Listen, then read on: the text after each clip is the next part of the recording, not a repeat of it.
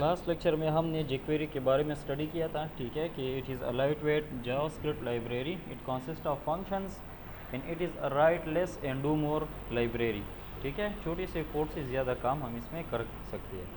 So today is continuation to that through which we can generate and process AJAX requests. ठीक है, so what is AJAX? AJAX stands for asynchronous JavaScript and XML।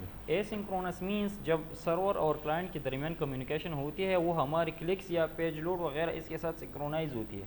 हम कहीं पर click करते हैं, ठीक है, तो यहाँ से रिक्वेस्ट जाती है और वहाँ से पूरा पेज आके हमारा ब्राउज़र जो है रिफ़्रेश हो जाता है। ठीक है, दीज आर सिंक्रोनस रिक्वेस्ट। ठीक है, यूज़र की उस पर हमारी रिक्वेस्ट जाती है।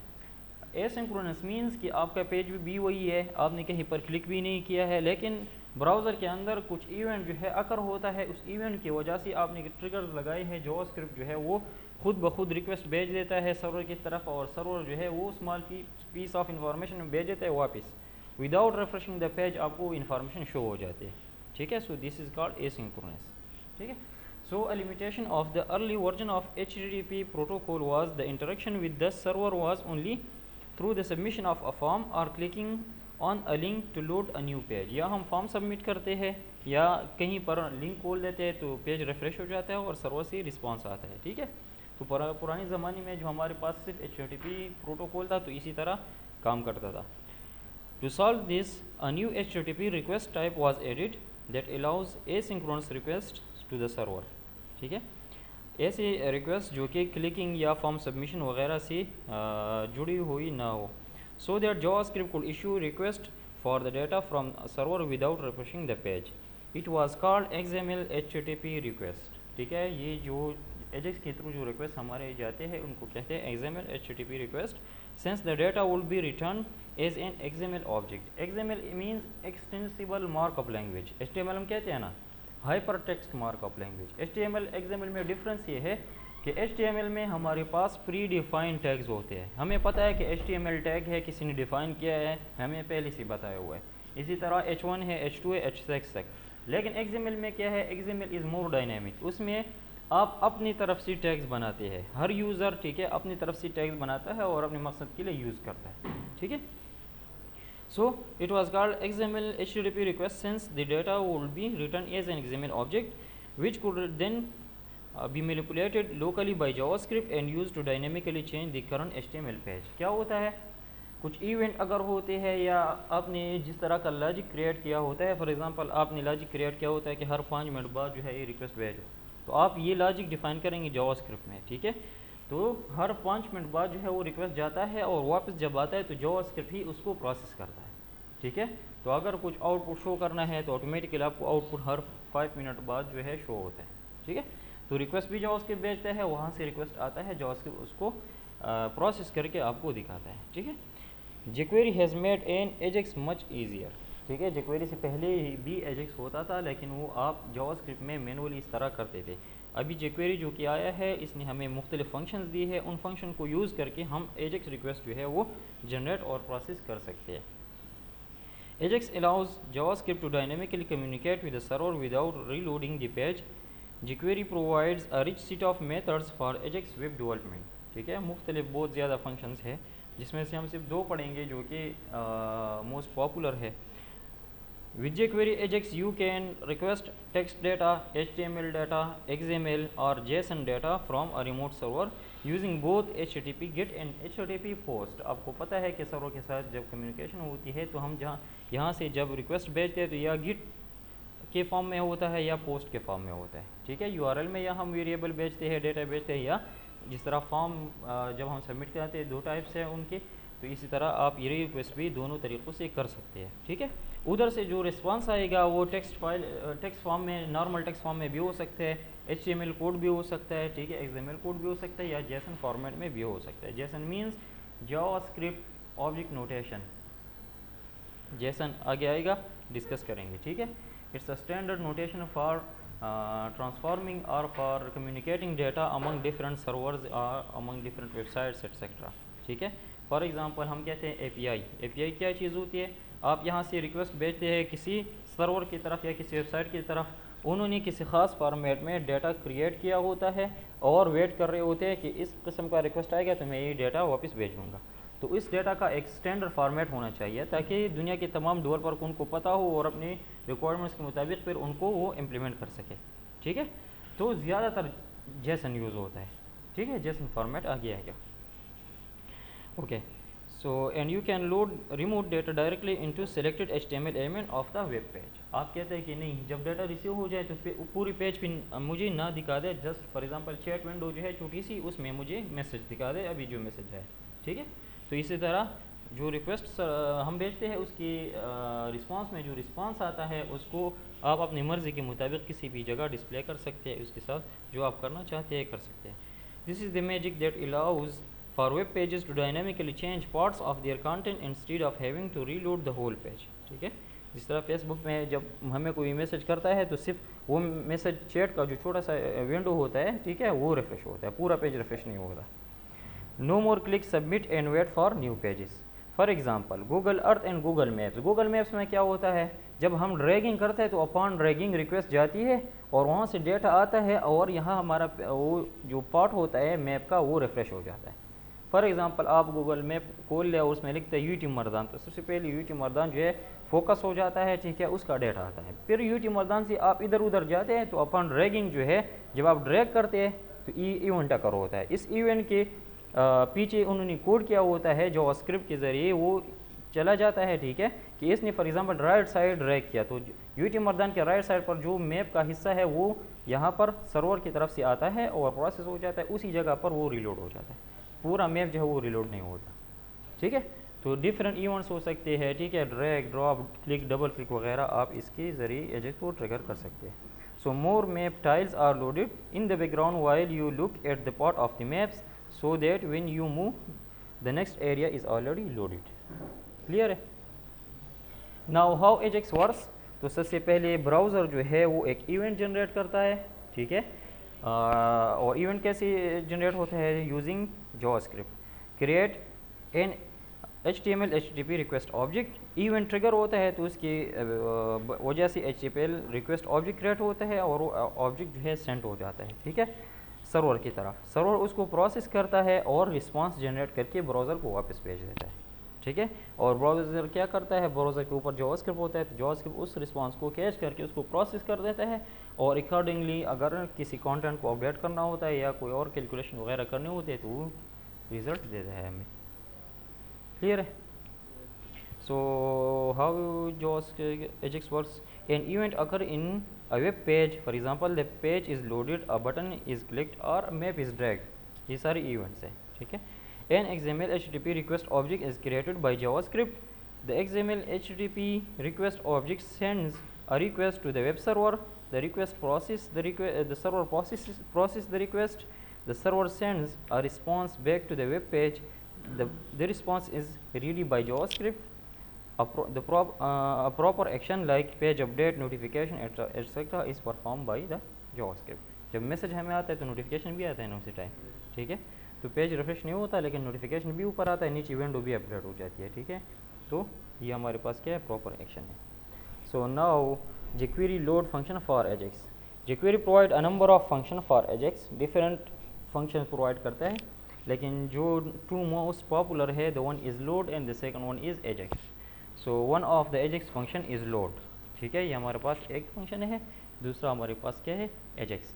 तो लोड को हम कैसे यूज़ करेंगे, dollar selector. What means by selector?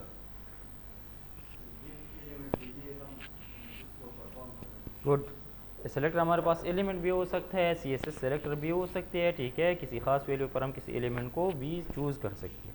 ठीक है, सो सेलेक्टर लिखेंगे, डॉट लोड फंक्शन कॉल करेंगे। इसके 3 मेन पैरामीटर है। सबसे क्या कहते हैं, required parameter is the URL and the other 2 और ऑप्शनल पैरामीटर्स। URL मीन्स आपने किस पेज से, किस सर्वर से, कहाँ से डेटा, वेब के ऊपर कहाँ से आपने डेटा लेना है। ठीक है, तो URL आप लिखेंगे, फिर उसके बाद डेटा है and call back. So selector can be any jQuery selector. URL this is the required parameter, required है। ठीक है, ये आपने ज़रूर लिखना होगा। Specifies the URL from which the data will be fetch. ठीक है, जहाँ से आपने डेटा को एक्सेस करना है। Data this is optional parameter. Specifies a set of key value pair और simply string to send along with the request. आप अगर यहाँ से कुछ भेजना चाहते हैं, फॉर एग्जांपल मैंने सर्वर के ऊपर एक पेज बनाया हुआ है कि मुझे स्टूडेंट का डेटा भेज दें, लेकिन एक स्टूडेंट का डेटा भेज दें। अभी डेटाबेस में तो बहुत सारे स्टूडेंट्स हैं, तो मैं यहाँ से बताऊँगा कि मुझे किस स्टूडेंट का डेटा आपने भेजना है। तो यहाँ से मैंने कुछ भेजना है, तो यहाँ मैं क्या लिखूँगा, नेम कोलोन की वैल्यू पेयर, ठीक है, नेम कोलोन और फॉर एग्जांपल स्टूडेंट आईडी। तो ये डेटा यहाँ से लेके वहाँ पर जाएगा, जिस तरह फॉर्म्स के फॉर्म में हम डेटा सर्वर की तरफ भेजते हैं, HTML फॉर्म, ठीक है। तो इसी तरह आप यहाँ से डेटा भेज सकते हैं in the form of key value pair, जिस तरह एसोसिएटिव एरेज होते हैं, ठीक है। या और सिंपल स्ट्रिंग के फॉर्म में भी आप भेज सकते हैं। For simple string means for example उस पेज के ऊपर बहुत सारा डाटा है, आप कहते हैं कि नहीं मुझे सिर्फ इतना पोर्शन चाहिए, ठीक है, तो आप सिंपल एक इसके साथ फॉर एग्जांपल एक वैल्यू भेज दें सिंपल स्ट्रिंग की, ठीक है। कॉलबैक मेथड क्या है, वही कॉलबैक मेथड है जो कि लास्ट लेक्चर में हमने डिस्कस किया था कि upon the completion of this load function, ठीक है, उसके बाद क्या होगा। तो अगर आप कुछ डिफाइन करते हैं तो कॉलबैक फंक्शन में आप डिफाइन कर दें। So this optional callback parameter is the name of the function to be executed after load function is completed. जब लोड फंक्शन कंप्लीट हो जाए उसके बाद आप क्या करना चाहते हैं, बस वही डिफाइन कर दें, ठीक है। So we can also use CSS selector with the URL to fit some specific content inside a file on the URL। चलिए इसकी तरफ आते हैं, पहले इसको प्रैक्टिकली डिमॉन्स्ट्रेट करते हैं।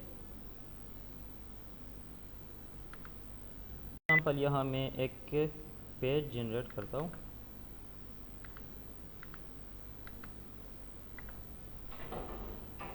PHP फाइल, यस वालेकुम सलाम, PHP वेब पेज, ठीक है, और इसको नाम देता हूँ एजेक्स।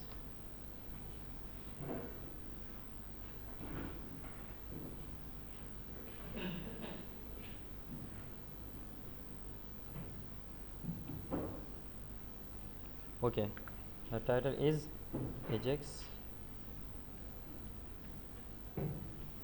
ठीक है। यहाँ पर इस तरह करते हैं, वो जो हमने jQuery का फाइल जनरेट किया था यही कॉपी करता हूँ, ठीक है, क्योंकि हमारे पास वेब पेज बस सारे सेम होते हैं, स्टाइल्स की ज़रूरत नहीं है। जावास्क्रिप्ट आपने इंक्लूड करना है, ठीक है, वो इंक्लूडेड है ऑलरेडी, और जावास्क्रिप्ट एजेक्स प्रैक्टिस हो जाएगा ये, ठीक है। अच्छा, डॉक्यूमेंट डॉट रीड फंक्शन, मैं चाह रहा हूँ कि जब मेरा डॉक्यूमेंट रीड हो जाए फिर मैं बटन क्लिक कर दूँ, ठीक है। इसको रन करते हैं, local host demo Ajax dot PHP, ठीक है। मैं चाहता हूँ कि जब मैं बटन क्लिक करूँ, ठीक है, तो यहाँ ये फाइल है कंटेंट टेक्स्ट, इसमें जितना भी कंटेंट है ये बटन क्लिक से आ जाए और यहाँ पर डिस्प्ले हो जाए विदाउट रिफ्रेशिंग द पेज, ठीक है। तो लोड फंक्शन को यूज़ करके ये कैसे करेंगे, तो इस तरह करते हैं कि मैं चाह रहा हूँ कि यहाँ पर बटन के नीचे एक ड्यू लेता हूँ, इसको ID दे दें, फॉर एग्ज़ाम्पल ड्यू1, ठीक है।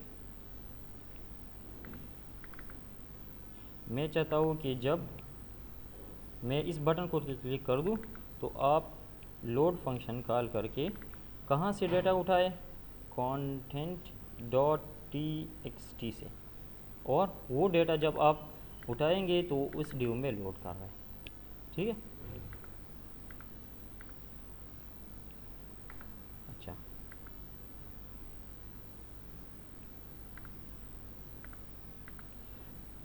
content.txt लोड फंक्शन है, अपॉन बीट बटन क्लिक ड्यू1, अच्छा #ड्यू1, ठीक है, क्योंकि ID है हमारे पास,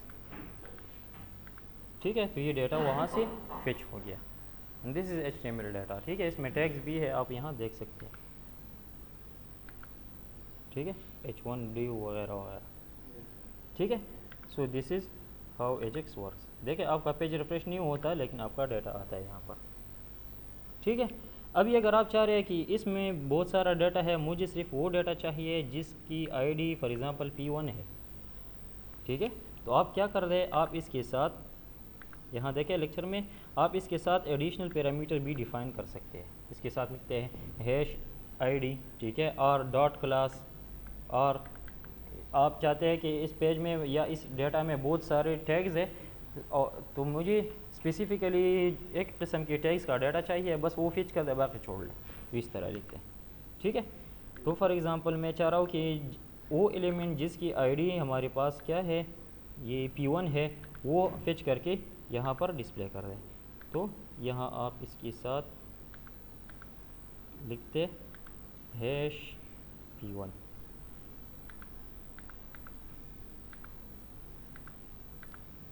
हैश P1, ठीक है, नहीं ठीक है, P1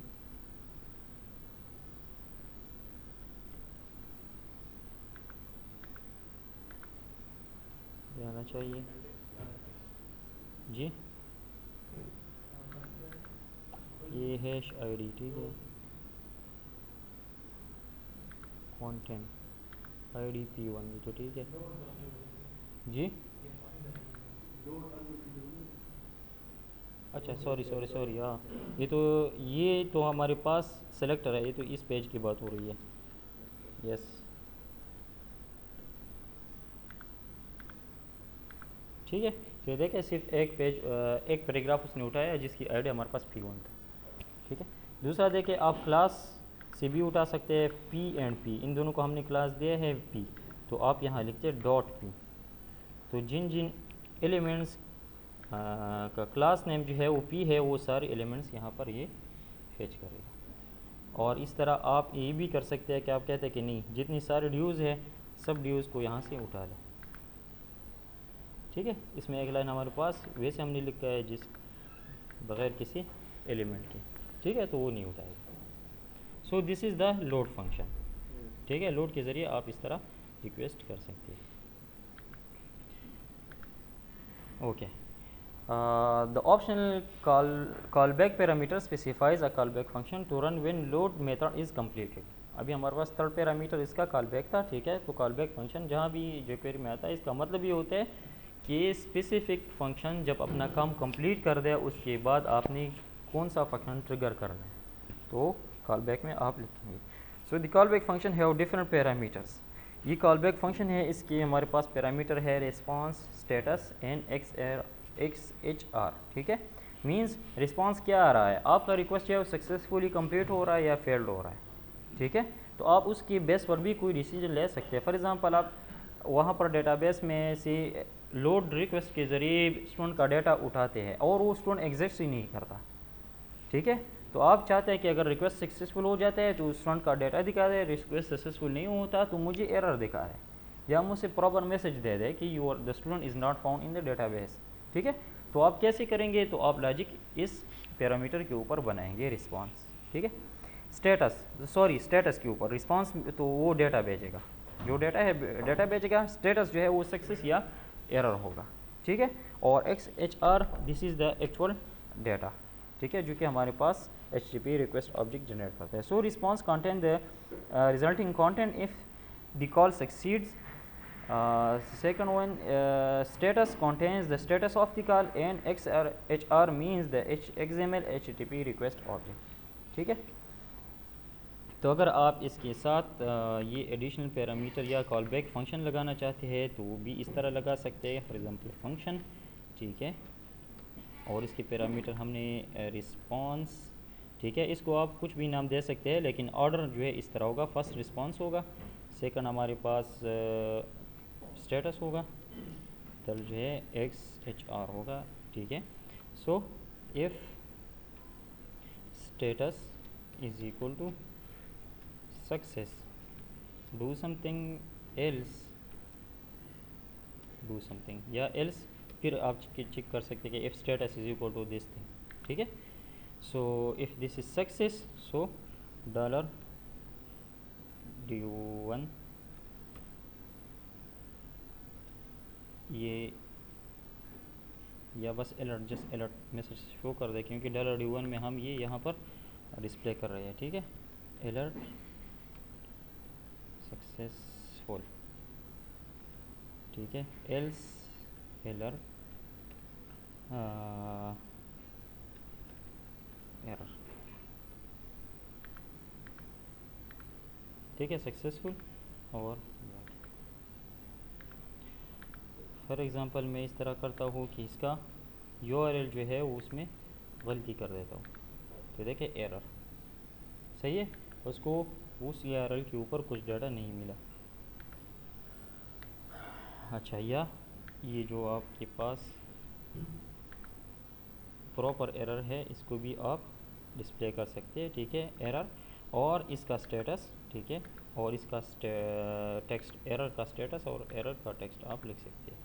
देखिए एरर, कौन सा एरर है, 404 एरर कब अकर होता है, जब आप किसी वेब के ऊपर किसी पेज को सर्च कर रहे होते हैं और वो एग्जिस्ट नहीं करता, तो 404 एरर रिटर्न होता है, ठीक है, नॉट फाउंड एरर है वह, तो इधर भी यही एरर जनरेट हो रहा है, ठीक है। और अगर पेज एग्जिस्ट करता है और सर्वर पर कोई प्रॉब्लम है तो 200 एरर या इस तरह एरर के अपनी अपनी कोड्स हैं, ठीक है, वो रिटर्न होते हैं। सो this is the XML jQuery load function. Now the jQuery AJAX function for AJAX call.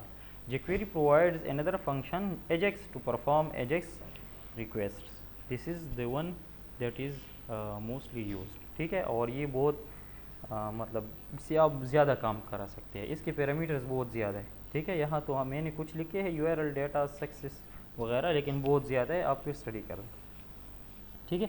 So it is the mostly used AJAX method of jQuery. The parameter specifies one or more name value pair for the AJAX request.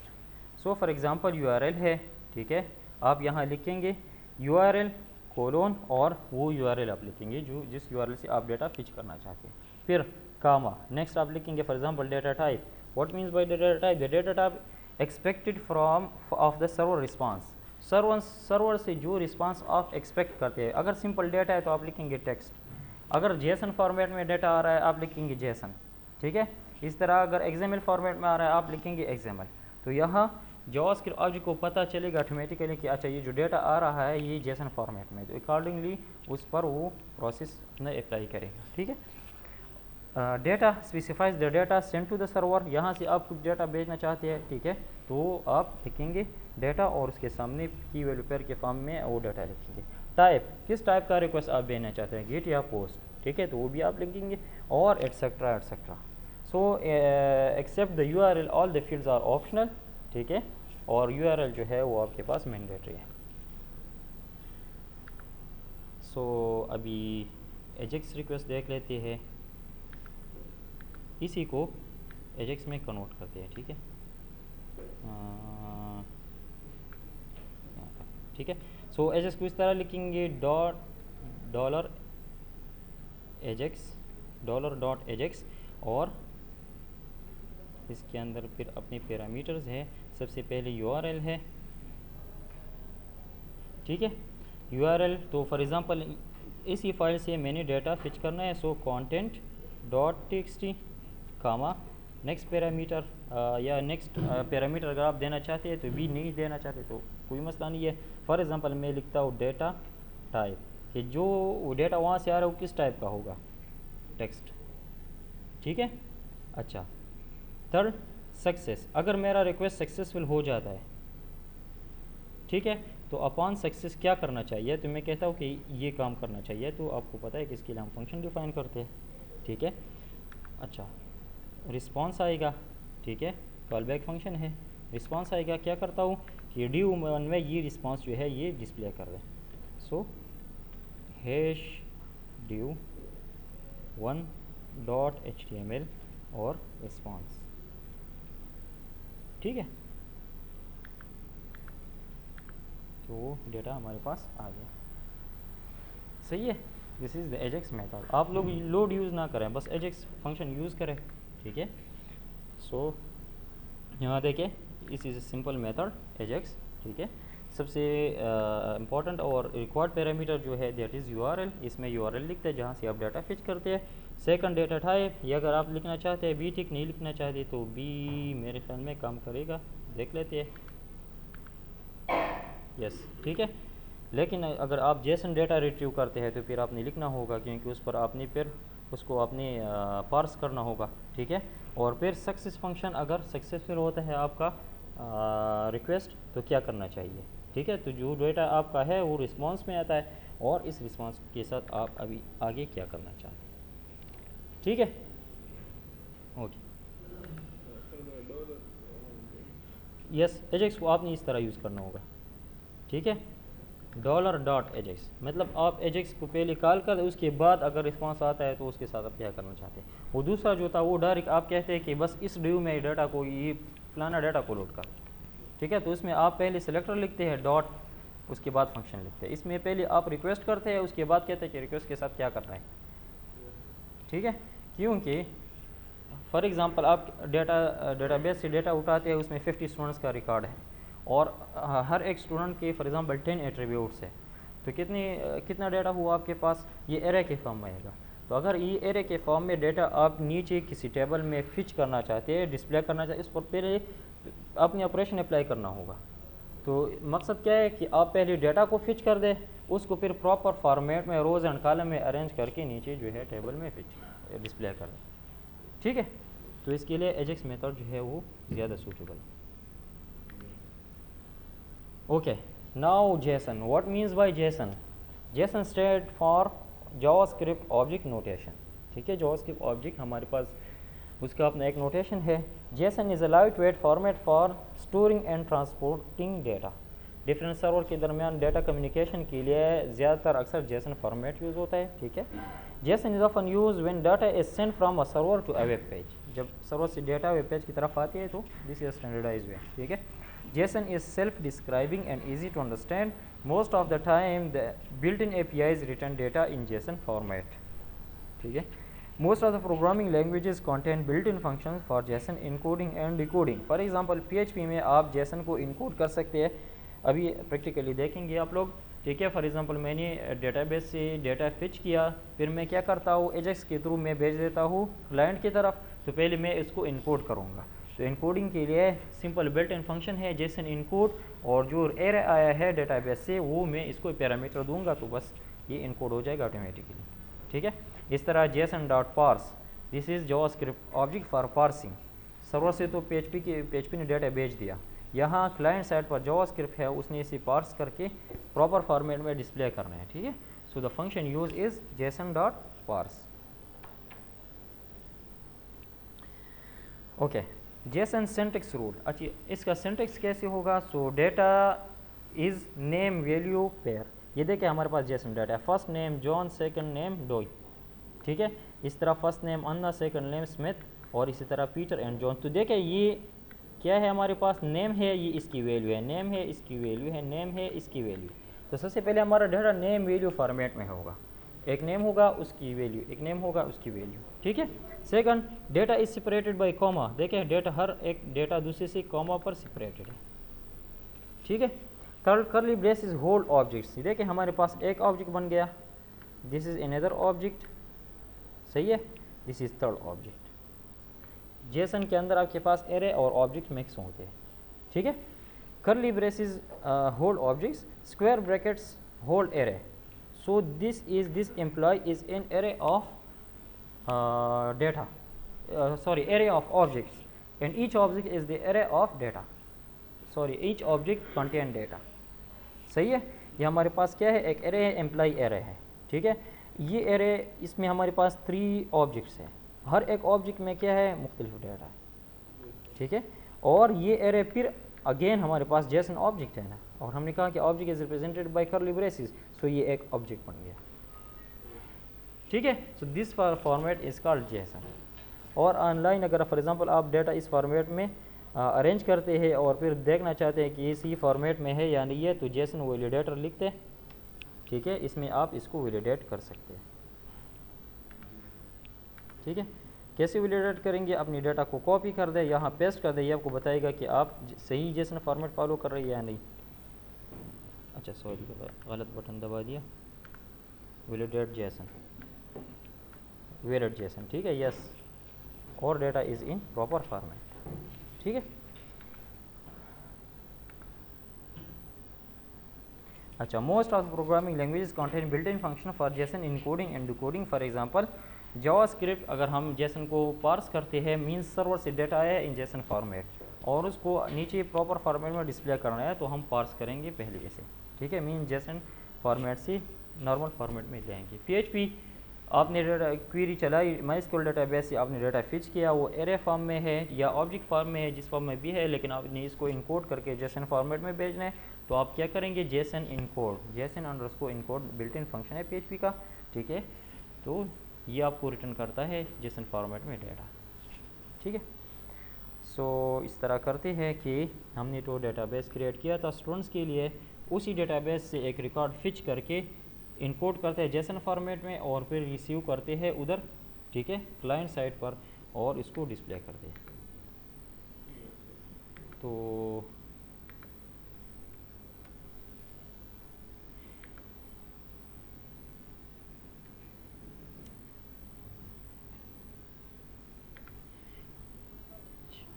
यहाँ इस तरह करते हैं, PHP file create करते हैं और यहाँ student एक पेज क्रिएट करते हैं, ठीक है।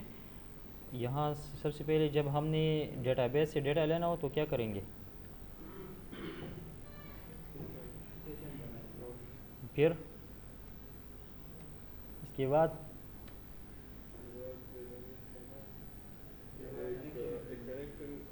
गुड कनेक्शन क्रिएट करेंगे, ठीक है, database connection create. For example dot is equal to my SQLi underscore connect,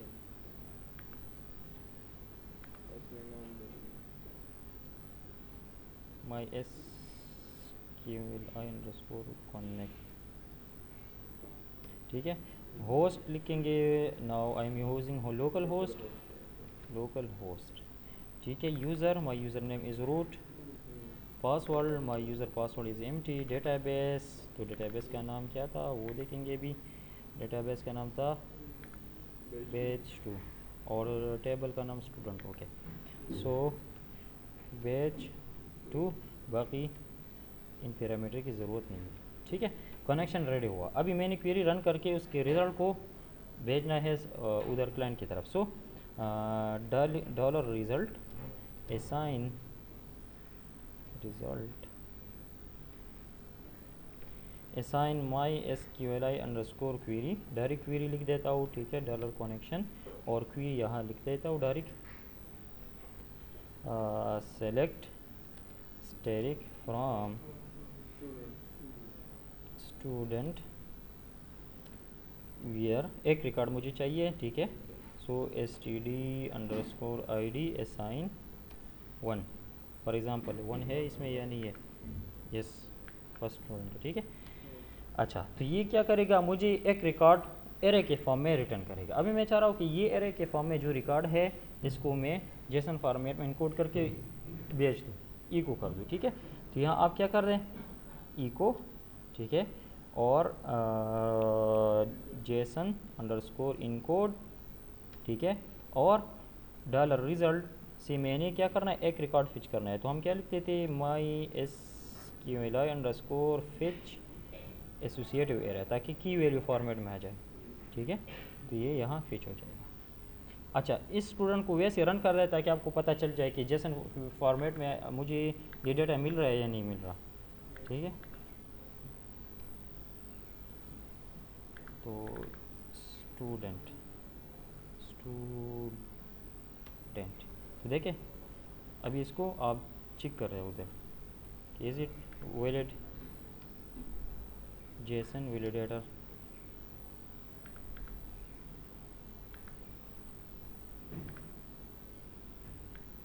ठीक है, valid Jason, yes this is valid Jason. अभी क्या करना है, हमने ये रिक्वेस्ट भेजना है इस पेज की तरफ, ठीक है, और इससे डेटा हमने फिच करके उधर प्रॉपरली डिस्प्ले करना है। तो इस तरह करते हैं, दिस इज़ एजेक्स मेथड, कहाँ से हमने डेटा फिच करना है, student.php से, student.php, ठीक है। डेटा फॉर्मेट अभी क्या है, जेसन, ठीक है। Now this is not text, अगर मैं टेक्स्ट लिख दूँ तो ये सिंपल टेक्स्ट कंसिडर करेगा। अभी जो रिस्पांस है तो हमारे पास तो इस तरह हम डायरेक्ट रिस्पांस नहीं दे सकते, क्योंकि हमारे पास की वैल्यू फॉर्मेट में आ रहा है और नेम है, प्रॉपरली हमने इसको नीचे फॉर्मेट करना होगा। तो फॉर एग्जांपल यहाँ मैं एक टेबल लेता हूँ, ठीक है, टेबल, और इसमें मेरे पास रो होंगे, कॉलम्स होंगे,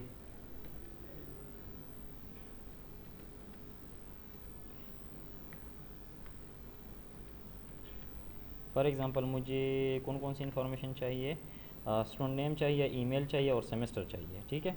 सो नेम, ईमेल और सेमेस्टर, ठीक है। यहाँ इनको मैं आईडी दूंगा, आईडी असाइन नेम, ठीक है। आईडी इसलिए दे रहा हूँ ताकि इसी जगह मेरी रिस्पांस में जो नेम आ रहा है वो मैं इंसर्ट कर सकूँ। ID assign email and ID assign semester, ठीक है। ओके, रिक्वेस्ट हो गया, डेटा जेसन फॉर्मेट में आ गया। यहाँ अगर सक्सेस हो रहा है, रिस्पांस में मेरा पूरा डेटा आ रहा है, तो मैं क्या करता हूँ, डॉलर नेम में क्या इंसर्ट कर दे, name. So response dollar name dot value, इसमें क्या इंसर्ट कर दे, रिस्पांस डॉट, सॉरी क्योंकि ये तो हमारे पास वैल्यू इसकी नहीं होती, टीडी है, टीडी के अंदर हमारे पास क्या होता है, जस्ट टेक्स्ट होता है, ठीक है। तो dollar name dot text response dot name, response में जो नेम फील्ड है उसकी वैल्यू यहाँ इंसर्ट कर दें, ठीक है। Similarly email end semester, dollar email, इसी जगह में कौन सा टेक्स्ट इंसर्ट कर दे, रिस्पांस में जो ईमेल आ रहा है, लेकिन ये ईमेल और नेम ये हमारे पास ये फील्ड्स होंगे, ठीक है। std underscore name, std underscore email, ठीक है, std underscore name, std underscore email and std underscore semester, ठीक है। जी अच्छा ठीक है, सेमेस्टर।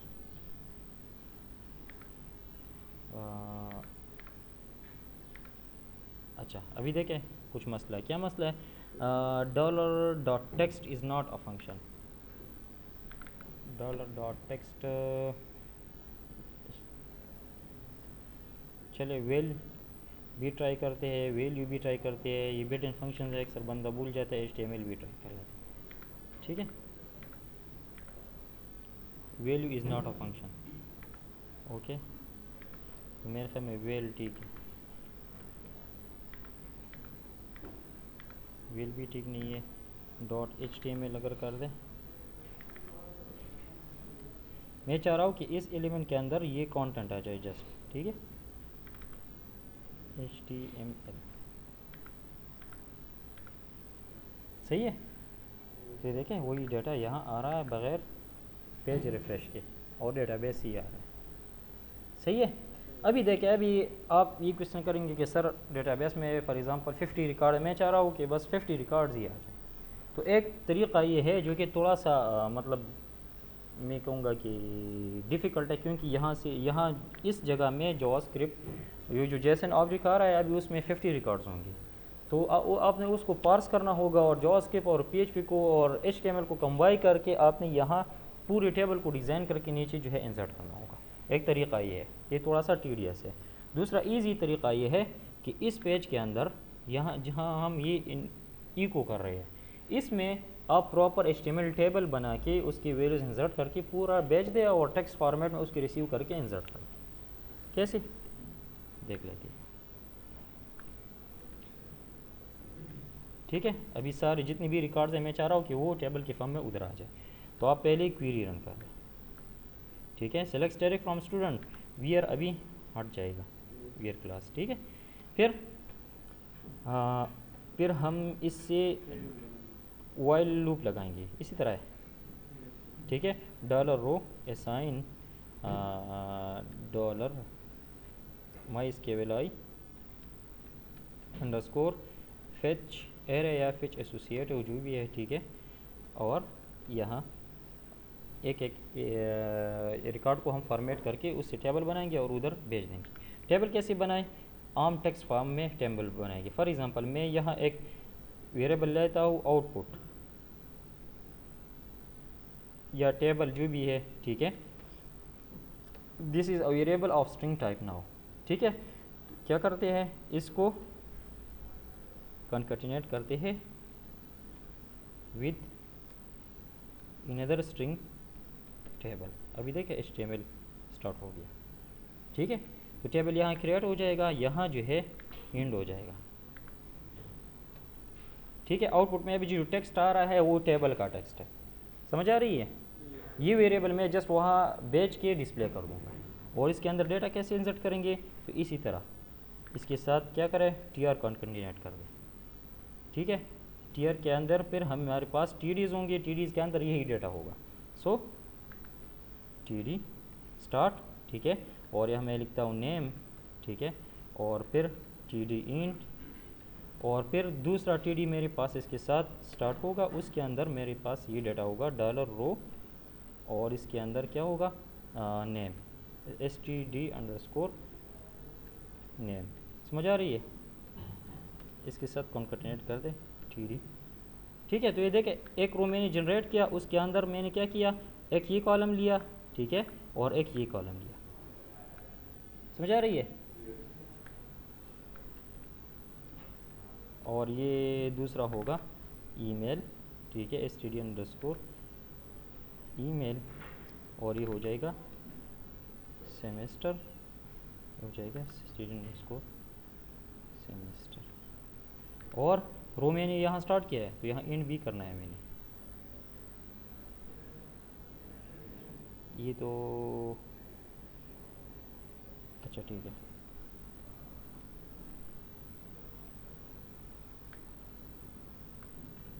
टी आर, ये पूरा एक रो बन जाएगा।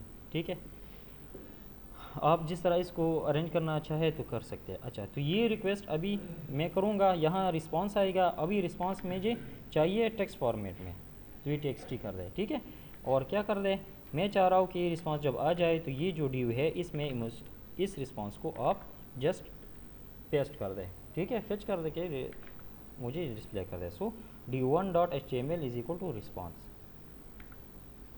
ठीक है, रिस्पॉन्स स्पेलिंग ठीक है, अनएक्सपेक्टेड। अच्छा 21 में कहाँ पर मसला है,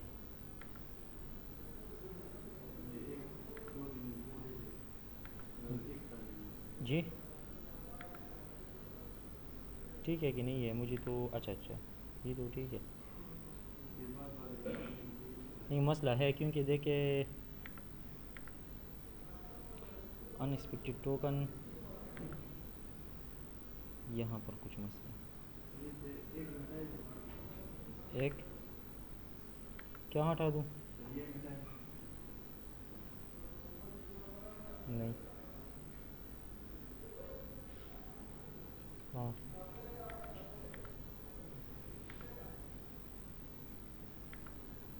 हमने कहाँ पर गलती की सब, इसी तरह है। अच्छा ठीक है, ये एक कम था। ठीक है, सो d1 और रिस्पांस।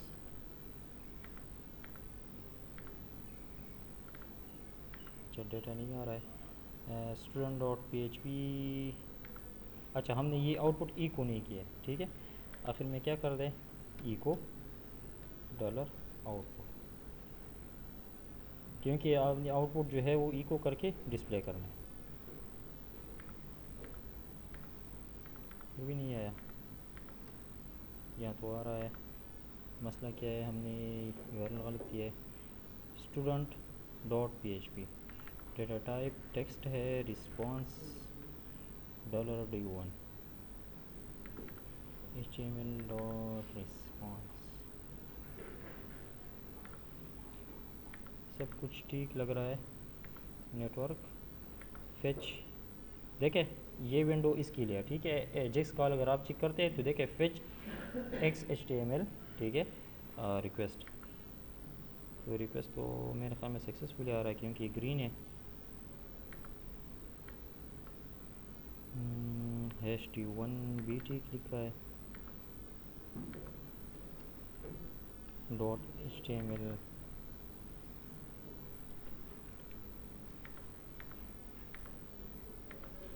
नहीं।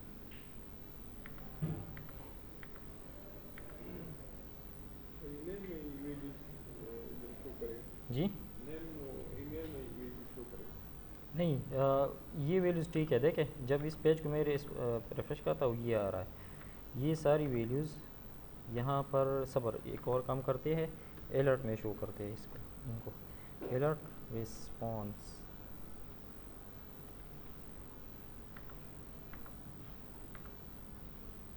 अलर्ट शो नहीं हो रहा, इट मीन्स यहाँ कुछ मसला है। टेक्स्ट TXT हमने लिखा है, मेरे हमें टेक्स्ट लिखना चाहिए, ठीक है। यस, हमने टेक्स्ट का स्पेलिंग गलत लिखा था, ठीक है, TXT लिखा था, ये टेक्स्ट होना चाहिए, ठीक। तो देखें अभी जो डेटा है वो बिल्कुल ठीक आ रहा है, सही है। तो पूरा टेबल जो डेटा उधर जो फॉर्मेटिंग का अप्लाई करते हैं उसी के मुताबिक इधर आएगा। अभी इस पर आप फॉर्मेटिंग अप्लाई करते हैं तो यहाँ अप्लाई कर दें, ठीक है। यहाँ पर फॉर एग्ज़ाम्पल आप इधर स्टाइल साइन बॉर्डर, ठीक है, 1 पिक्सल सॉलिड और हैश 000। तो देखें यहाँ जो स्टाइलिंग वगैरह अप्लाई करते हैं उसी तरह आएगा, ठीक है। So this is how Ajax works. Advantages क्या है, page can be refresh dynamically, ठीक है। आपने बार बार क्लिक नहीं करना होगा, ये पेज को रिफ्रेश नहीं करना होगा, खुद ब खुद जो है डायनेमिकली रिफ्रेश होता है। जिस तरह फेसबुक में आप फॉर एग्जांपल बैठे हैं, कुछ क्लिक वगैरह नहीं करते, लेकिन जब भी न्यू पोस्ट आते हैं ऑटोमेटिकली नीचे वो पुराने पोस्ट जाते हैं और न्यू पोस्ट आते हैं, ठीक है। So it is an advantage, ठीक है। Response of the interface to the user is faster, response ज़्यादा फास्टर आता है क्योंकि छोटे छोटे चंक्स में डाटा जो है सर्वर की तरफ जाता है और सर्वर से रिस्पांस आता है। Load much faster because payload is much smaller, आप पूरा पेज रिफ्रेश करते हैं तो पूरे पेज के साथ जितनी CSS जितनी जावास्क्रिप्ट फाइल्स होते हैं वो आते हैं सर्वर से। लेकिन इस केस में क्या होता है, जो डेटा रिक्वायर्ड होता है आपको सिर्फ वही डेटा आता है, ठीक है। सो पेलोड जो है वो हमारे पास क्या होता है, स्मॉलर होता है। पेलोड मीन्स वो जो लोड होता है नेटवर्क के ऊपर जो डेटा आपका आता है। Reduces the demand for bandwidth, bandwidth भी कम यूज़ होता है। Allows the web applications to be much more efficient, ठीक है। जब हर चीज़ जो है छोटे छोटे चंक्स में डिवाइड हो गया, कम टाइम में डेटा आपका ट्रांसफ़र हो रहा है, so it's produce efficiency. Okay, disadvantages क्या है, इंटीग्रेशन ऑफ ब्राउज़र में भी आपका ब्राउज़र जो है वो उसको सपोर्ट नहीं करता हो, ठीक है। Second, hard for the user to bookmark the state of the web page, आप वेब पेज को बुकमार्क मीन्स फॉर एग्जांपल आप पेज से स्क्रीनशॉट लेते हैं और उसी टाइम पेज रिफ्रेश हो जाता है, ठीक है। तो जिस स्टेट में आप पेज को रिकॉर्ड करना चाह रहे थे वो उसका वो स्टेट चेंज हो गया, ठीक है। मींस ब्राउज़र के यूज़र के साथ वो पूरा राइट नहीं है कि आप किसी वेब पेज से उसके उस स्टेट में रिकॉर्ड कर सके। हो सकता है उसी टाइम वो अपडेट हो, ऑटोमेटिकली अपडेट होता है, ठीक है, आप उसको नहीं रोक सकते। Conclusion, jQuery provides many other functions to move data back and forth between the server and parts of the web page. इसके अलावा और भी फंक्शंस है, गिट फंक्शन है, पोस्ट फंक्शन है और भी फंक्शंस है, आप फिर खुद स्टडी कर लें। और अगर नहीं भी करते तो कोई मसला नहीं है, एजेक्स से आपका काम होता है, ठीक है। AJAX provides functionality to improve the performance and usability of the web application. If an AJAX web application is coded properly it will run faster and secure then non AJAX program, ठीक है। Secure कैसे होगा, for example आप URL के थ्रू page refresh करते हैं, data Fitch करते हैं, वहाँ से URL में मुख्तलिफ हमारे पास पैरामीटर्स होते हैं, उन पैरामीटर्स में आप गड़बड़ कर सकते हैं, गलत पैरामीटर भेज दें, किसी और का फॉर एग्जांपल पेज आपको डिस्प्ले हो जाएगा। लेकिन इस किस्म की रिक्वेस्ट का आपको तो पता भी नहीं चलता कि कहाँ पर रिक्वेस्ट जाती है, कहाँ कौन कौन से पैरामीटर अपने साथ ले जाती है, ठीक है। आम यूज़र को पता नहीं होता, प्रोग्रामर और इस तरह आप लोगों को फिर पता चलता है, इंस्पेक्ट एलिमेंट से करते हैं वगैरह वगैरह, लेकिन फिर भी उससे एक सिक्योर मेथड है, ठीक है। Ajax will also allow website to reduce their overload bandwidth usage and server load by reducing the amount of full page load, ठीक है। जिस तरह पहले हमने डिस्कस किया कि छोटी छोटी चंक्स में डाटा जो है बैक एंड फोर्थ जाता है, ठीक है। आपको कोई मैसेज भेजता है तो सिर्फ उसी मैसेज का टेक्स्ट आता है, ज़्यादा चीज़ें नहीं आती, ठीक है, पूरा पेज नहीं आता, तो फास्टर होता है। अगर आपका इंटरनेट स्लो है लेकिन आपका चैट काम करेगा, ठीक है। So this is the end of the jQuery and I think it's enough.